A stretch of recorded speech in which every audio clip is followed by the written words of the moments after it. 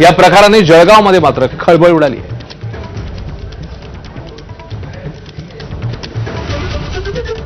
महाराष्ट्रातली अत्यंत दुर्दैवी आणि अत्यंत क्लेशदायी घटना म्हणावी लागेल की जेव्हा केवायसी करण्यासाठी महिला गेली तेव्हा तिच्याकडे शरीर सुखाची मागणी करण्यात आली होती. मी महिला आणि बालकल्याण विकास मंत्र्यांना विनंती करते की तुम्ही ही जी जाचक अट महिलांना लादलेली आहे, कारण त्यांच्या लाभार्थीची संख्या कमी करण्यासाठी, पण हे करत असताना माझ्या महिलांची सुरक्षा देखील तेवढीच महत्त्वाची आहे. या आरोपींवरती कठोर कारवाई करा जेणेकरून माझ्या माता भगिनींवरती परत कुठल्याही महिलेवरती असा प्रसंग येऊ नये. जळगावमध्ये एक धक्कादायक प्रकार समोर आलेला आहे.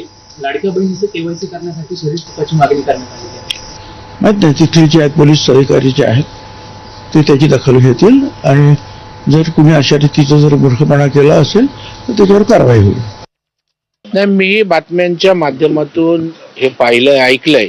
या संदर्भात निश्चितच पोलीस गंभीर दखल घेतील. अशा प्रकारे जर परिस्थितीचा फायदा घेऊन काही लोक अशा वृत्तीनं त्या ठिकाणी वागणार असतील तर मला वाटतं पोलीस आणि सरकार त्यांना ठेचून काढल्याशिवाय राहणार नाही.